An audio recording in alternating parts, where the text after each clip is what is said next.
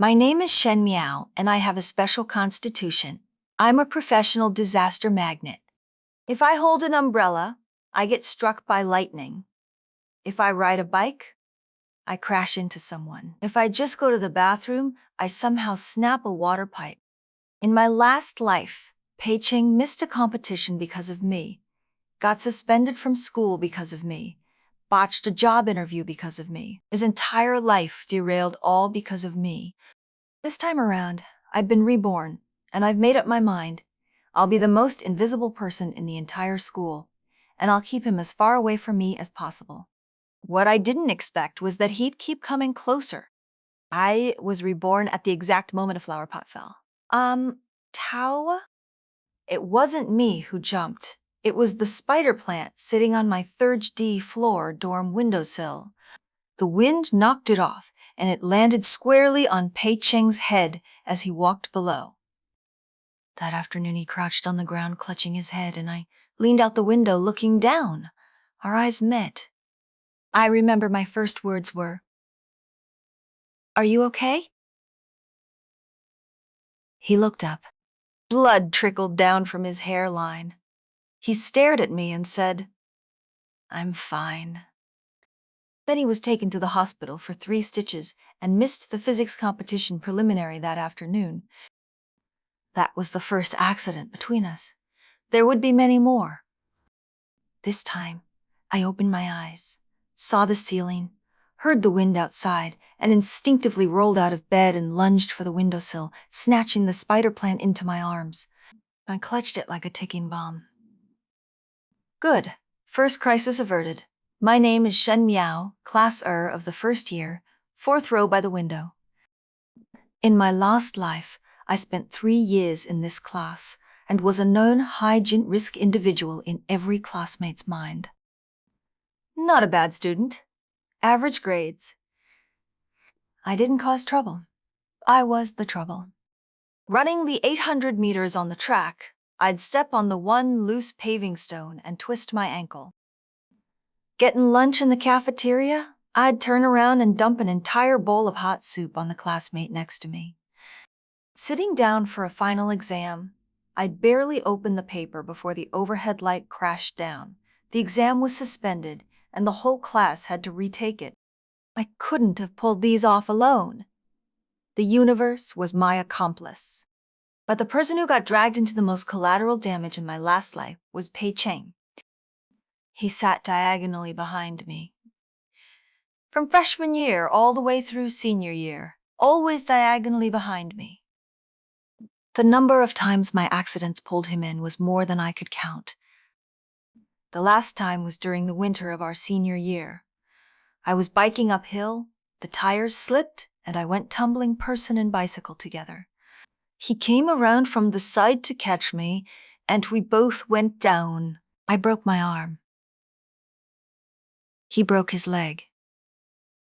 We spent 3 months in the hospital. He'd had an internship offer from a top tech company. They needed him to start within a week. He never made it. That was the last time my disasters dragged him down. Lying in that hospital bed, watching him hobble to the bathroom on a plastered leg, watching him prop his laptop on the headboard to keep sending out resumes, something inside me cracked. Then slowly, I began to hate myself. It wasn't that I didn't know I was a walking jinx. I just never thought the universe would refuse to spare even him. So this time, I had only one plan. Stay far from Pei Cheng. Farther. As far as humanly possible. On the first day of school, I went to the homeroom teacher to request a seat change. I said my eyes were bad, and I wanted to sit in the front row. She looked at my physical exam report. Overget my physical exam report. Or vision is Wudier Yi. What's wrong with it? It's psychological. Photophobia. She was skeptical, but moved me to the first row, all the way against the wall. I sat down and glanced back at the diagonal seat behind me. It was still empty. Pei Cheng hadn't arrived yet. Good. As long as we stayed more than 3 meters apart, he should be safe. Pei Cheng came to find me on the very first day. It wasn't one of my accidents. He came on his own. At lunch, I carried my tray looking for a spot. I found the quietest table in the most remote corner and had just set my tray down when I heard someone drag out the chair beside me. I turned. Pei Ching. He was holding a bowl of noodles. He sat down across from me, set the bowl on the table, and looked at me with that perfectly neutral expression of his. Why'd you switch seats? Bad eyesight. Your physical 2 days ago said wut dern wit. It's psychological. Didn't respond. He picked up his chopsticks and started eating. I gripped my spoon and quietly shifted half a body. Gent widths to the side. He glanced up, said nothing. By the time I finished my entire meal, nothing had happened. I quietly exhaled in relief. Maybe distance really did prevent accidents. And then, a deafening crash from the cafeteria entrance. I whipped around reflexively and saw someone had knocked over an entire barrel of slop water. The barrel rolled toward us, sloshing everywhere, and stopped 2 steps away. None of it splashed on us. I slowly turned back. Pei Ching had turned back too. Our eyes met. It's fine, he said. I looked at his bowl of noodles, at the calm expression that had become second nature on his face, and suddenly thought. Those 2 words rolled off his tongue far too smoothly. Later, I understood something. The accidents didn't happen because we were together. The accidents had always been there. It's just that in my last life, every time one struck, he happened to be nearby, so he was always the one who dealt with it. This time, I changed seats, thinking distance would fix things. Turns out, what's meant to happen still happens. In the 3rd week, I was walking past the corridor when the fluorescent tube above me suddenly dropped. I dodged to the side. The tube shattered on the floor, and I was completely unharmed. But glass shards sprayed everywhere, scaring the hell out of several passing classmates. I stood there staring at the pile of broken glass, letting out a long breath. At least Pei Cheng wasn't here. I squatted down to pick up the shards and footsteps approached from behind. A hand reached out from the side and pulled me back a step. Don't touch those. You'll cut yourself. I turned around. Pei Cheng. He'd found a broom and dustpan from the utility closet nearby, crouched down, and swept up the glass in a few quick strokes. He stood up, put the tools back, dusted off his hands, and turned to me. Why were you standing here? Just passing through. Watch where you're going next time. I watched him hang the broom back up, and something inside me sank a little further. Pei Cheng, I said. Why are you always here? He gave me a look, as if the question struck him as odd. It's just the hallway, he said. I was passing through, too. I made a list of everything that happened that semester. January. Fluorescent tube thing. Pei Cheng cleaned up the glass. Late January. I missed a step on the staircase. Pei Cheng grabbed me by the back of my collar from behind and hauled me back from midair. Early February. During chemistry lab, the flame on my alcohol lamp suddenly surged. Pei Cheng grabbed the fire blanket from the next station and threw it over the flame. Fire out. I was fine. Mid-February. I fell asleep on my desk during the lunch break, and water everywhere. I didn't even wake up. Pei Cheng got tissues, wiped the floor dry, placed the empty cup back on my desk, and returned to his seat to keep reading. The above is just a summary. The actual situation was considerably more eventful. The staircase incident happened after evening study hall. The hallway was crowded. I deliberately waited for most people to leave before heading down. I was afraid of causing an accident in the crowd and hurting someone else. When the corridor was finally quiet, I went down the stairs. Carefully, hand on the railing, 1 step at a time, like walking a tightrope. At the 3rd step, my soul slipped. My whole body lurched forward. There was only time for one thought. I'm done for. Then my collar was seized from behind. My entire body dangled in the air, swung once, swung back, and was pressed firmly onto the step. I steadied myself and turned. Pei Cheng stood 2 steps above me, still gripping my collar, his expression perfectly calm, like he just fished out a not and particularly important fish. Why are you here? Going downstairs. How did you know I was going to slip? He let go and walked past me, not looking back. I could tell. I stood on the step watching his retreating figure. How could you tell? He'd already reached the bottom of the stairwell. His voice echoed back, sounding faintly hollow. When you walk, your eyes drift. They go up and to the left. When they drift like that, something's about to happen. I froze in place. He had studied my expressions before accidents. The chemistry lab incident was even more alarming. That lesson was on combustion experiments. The teacher repeatedly emphasized safety. I sat at my bench on high alert, more cautious than any other student. I trimmed the lamp wick twice, mentally rehearsed the procedure 3 times, and only then lit the flame. It caught. The flame was a nice, steady blue. I let out a long breath. Then, for no discernible reason, the flame suddenly surged, shooting up about half a meter, bathing me and the nearby test tube rack in an orange gint-red glow. The students around me immediately scrambled to the sides. Someone screamed. My mind went blank. I just stared at the fire. Something swooped over from the side and smothered it, the fire blanket. I looked up. Pei Cheng stood beside me, still holding the corner of the blanket, expression calm. Did you get burned? No. I stared at him. Where did you get the fire blanket? The lab keeps them stocked. 3rd cabinet to your right. How do you know where they are better than I do? I checked before coming in. I fell silent for a moment. You were already preparing for an accident before you even walked in. He folded the blanket neatly and returned it to the cabinet.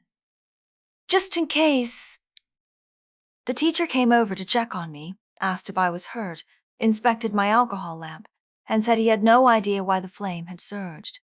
Probably a wick issue. He swapped it out and told me to continue. Pei Cheng went back to his own station and resumed his experiment. I stood there, watching his back for a while. Just in case.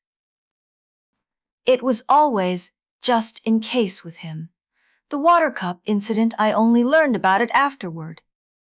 I'd been sleeping so deeply during the lunch break that I had no idea anything had happened.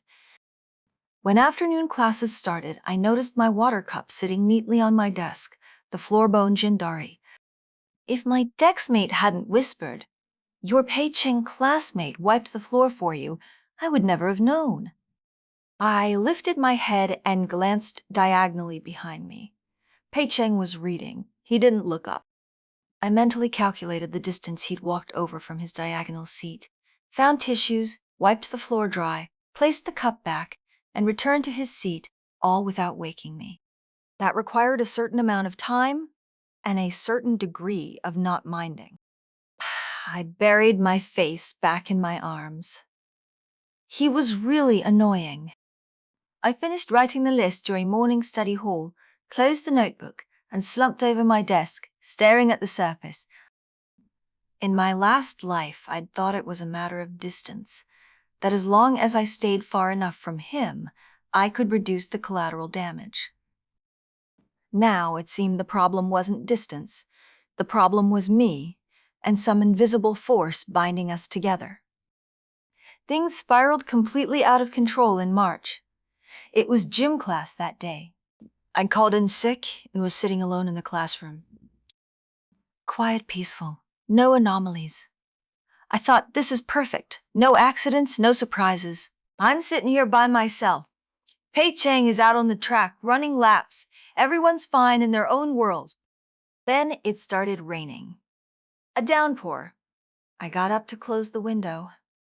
My foot caught on a classmate's backpack strap left on the floor. I stumbled, slammed into the windowsill and the flower pot on the outside ledge. That spider plant. Again. Went flying. I sprawled across the windowsill and watched that pot trace a perfect parabolic arc downward. And there, on the field below, gym class was being herded inside because of the rain. Walking on the outermost edge was a familiar silhouette. I sucked in a deep breath and screamed at the top of my lungs, "Move! Get out of the way." Chaos erupted below. Several people dove aside. The pot smashed on the ground and shattered. It didn't hit anyone. I clung to the windowsill, legs trembling. Rain lashed my face. I squinted downward and saw, among the crowd, one person lift his head and find me through the rain. Pei Cheng. He stood below, face turned up toward me, watching for a few seconds. Then he lowered his head and continued walking inside with the others. After school, I was at the classroom door, about to slip away, when a hand stopped me.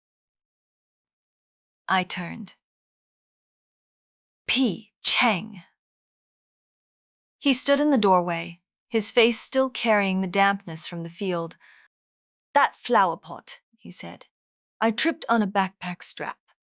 Last time it was the same thing. I went rigid. I turned to face him directly. He looked back, his expression identical to always, no particular emotion. "You," I said. "You know, since when?" "First day of school," he said. Carried that spider plant downstairs, clutching it like it was something precious. That's when I knew. On the first day of school, I'd carried the spider plant downstairs because I wanted to find somewhere to dispose of it, to prevent it from being blown off the ledge again. I never imagined anyone would connect that to our last life. Much less that he'd been reborn too. Then why? I tried to keep my voice normal. Why didn't you say anything? You didn't ask. I'm asking now. You don't need to stay that far from me, he cut in, tone flat, switching seats, eating in the most tucked DNOA corners, taking detours whenever you see me. None of it works. The accidents don't decrease just because we're farther apart. You know that. I did. I just didn't know he knew it, too. Pei Cheng, I said, in our last life, you missed so much because of me. I know. You even lost that internship? I know. So this time you should. Shen Miao, he said. Are you done? I shut my mouth. He looked at me and said, every time something happened in our last life, I wasn't forced to deal with it. I went on my own. He paused.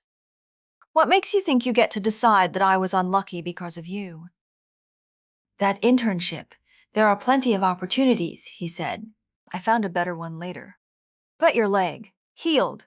I had nothing left to say. The rain had stopped. The hallway still had puddles, dripping one drop at a time.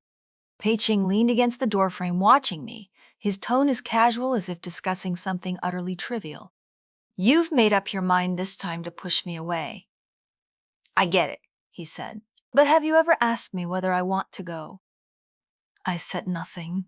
However many accidents you had in our last life, I was right there, handling every one of them, he said. You think I'm an idiot, but I was perfectly clear. Get it? Every time I walked over, it was my own choice. You shouldn't have. That's my business, he said. Not yours. The last drips in the hallway kept falling. Drip, drip, very loud.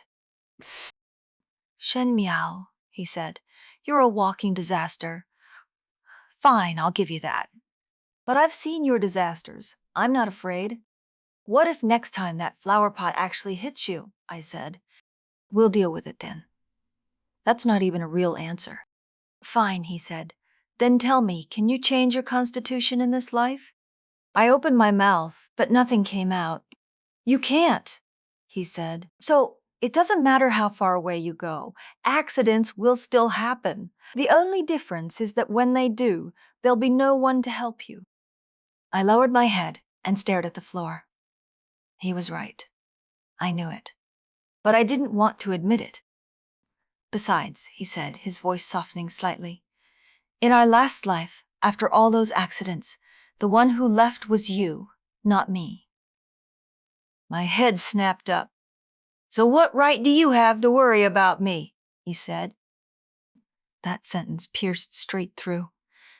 It didn't hurt, but something inside me suddenly came loose. I stood in the hallway, my back against the wall, looking at him.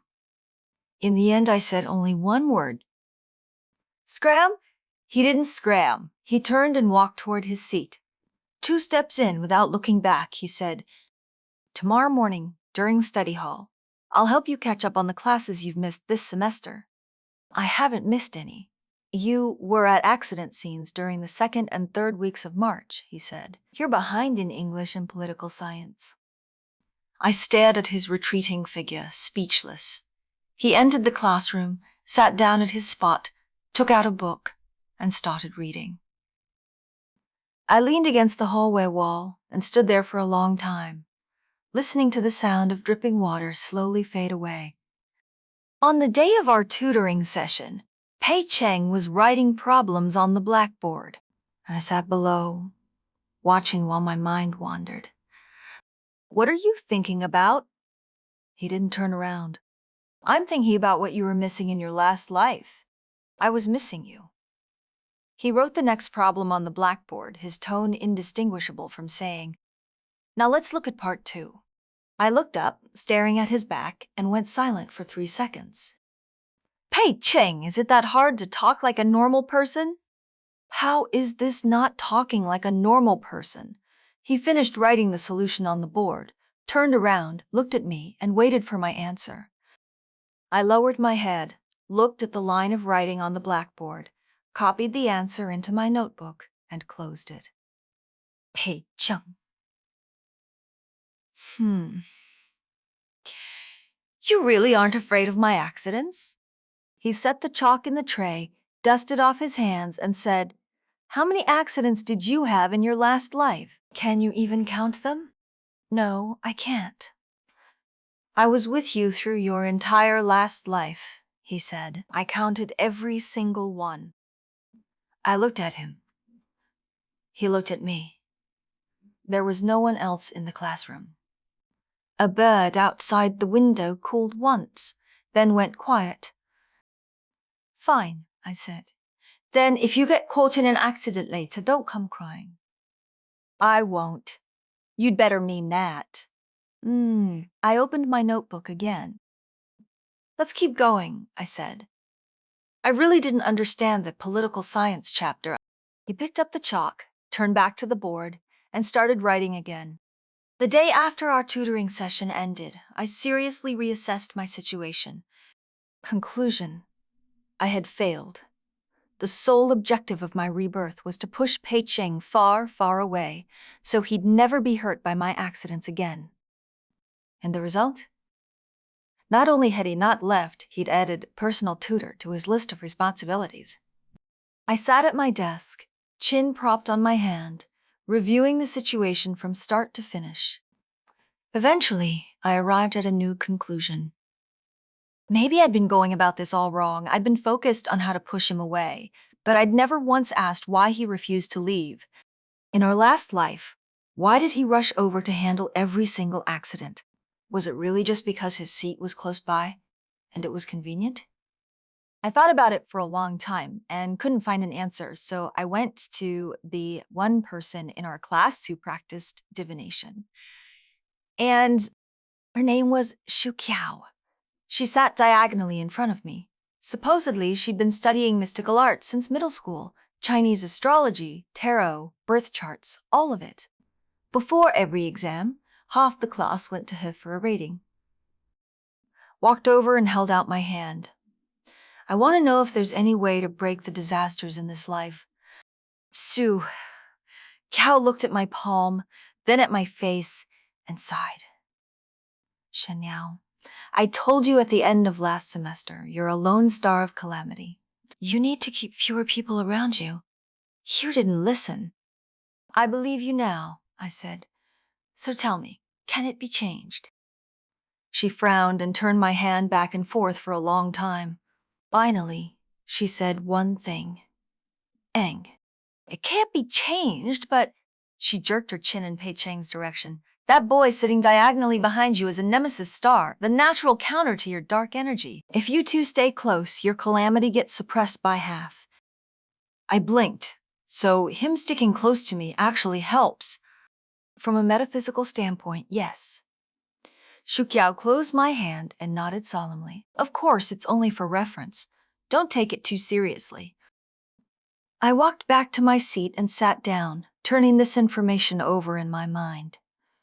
A nemesis star that counters calamity energy. I didn't believe in mystical arts, but I believed in the evidence in front of me. The accident count this life was lower than my last one. In my previous life, accidents hit roughly once a week during the first semester.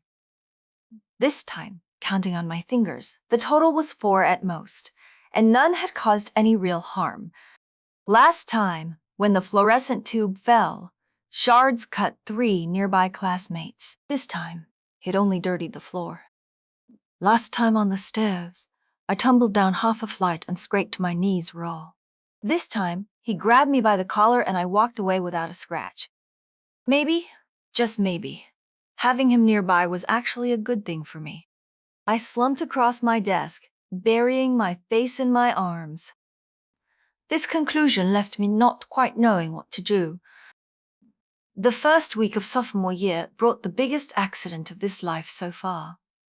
Everyone was in the classroom, scribbling away. I was sitting at my desk, obediently copying notes. Suddenly, a fierce wind kicked up outside, whipping the poplar trees along the sports field into a frenzy. I glanced up. The windows were closed, the classroom door shut. No obvious hazards. I went back to copying. Then the power went out.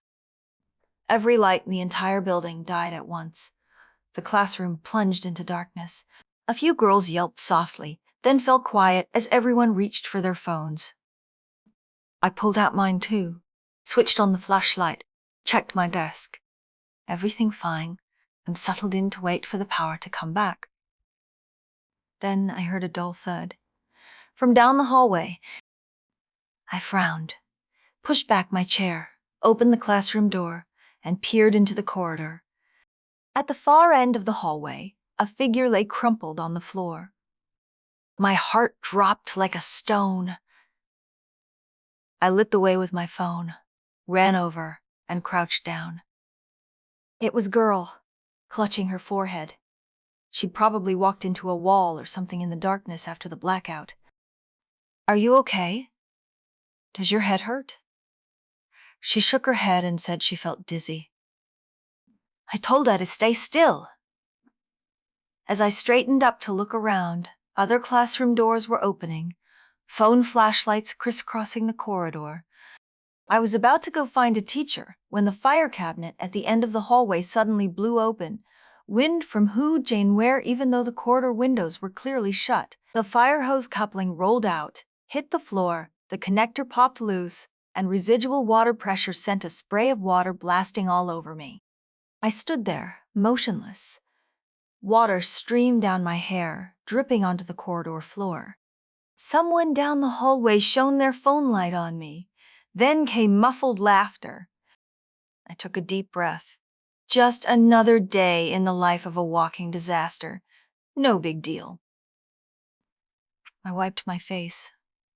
I was about to go help the girl on the ground to a chair when someone walked up behind me and draped a jacket over my shoulders, wrapping me up entirely. Dry off first. You'll catch a cold.